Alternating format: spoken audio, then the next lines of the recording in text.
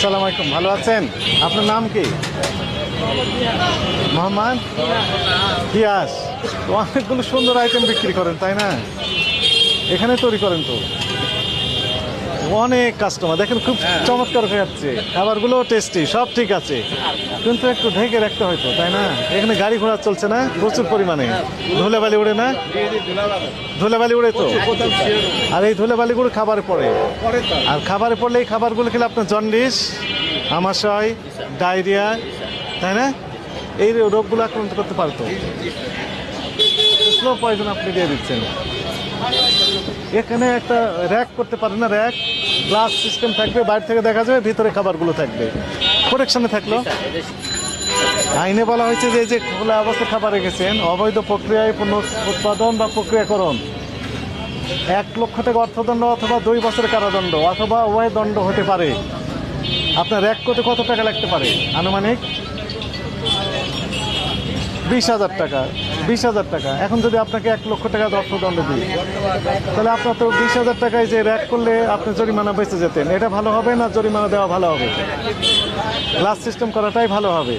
আপনাকে এবার সুযোগ দেওয়া হলো, এই সুযোগটা আপনি যদি অ্যাভেল করতে পারেন, কাজে লাগাতে পারেন, ওয়েল অ্যান্ড গুড।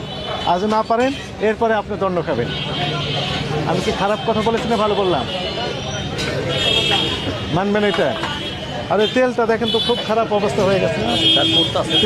না না, তেল একটা, তারও একটা টেম্পার আছে, এটা এরপরে পরিবর্তন করতে হবে।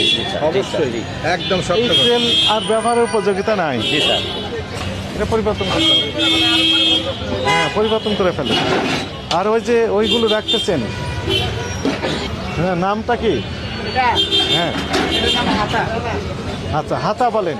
আর ভালো কথা, যেখানে যে পাত্রে রেখেছেন সেই পাত্রটা পরিষ্কার রাখতে হবে, না বাইরে ব্যাপক সমস্যা আছে। হ্যাঁ, এটা রাখেন কোথায়? এখানে থাকে। আচ্ছা, এখানে থাকলে রাত্রে কুকুর আসে, বিড়াল আসে, অন্যান্য প্রাণী আসতে পারে। তো না না না না, ওইখানেই রাখেন, এই ভিতরে রেখে চলে যান ওনারা, ওই যে ভিতরে এখানে রেখে চলে যান, প্রোটেকশন দিয়ে রাখতে হবে।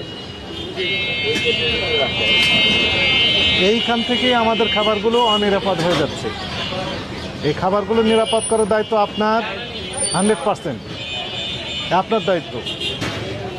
আর কনজিউমার হিসেবে, ভোক্তা হিসেবে আবার আমাদের একটু দায়িত্ব আছে। আমাদের কনজিউমার বিহেভিয়ার যাকে বলা হয়, মনে করুন খোলা খাবার আমি খাবো না, উনি বাধ্য হবেন তখন খাবারগুলো ঢেকে রাখতে।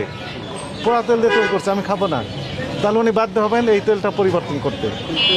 রিভিউ, কাস্টমার রিভিউ, এটা ইম্পর্টেন্ট।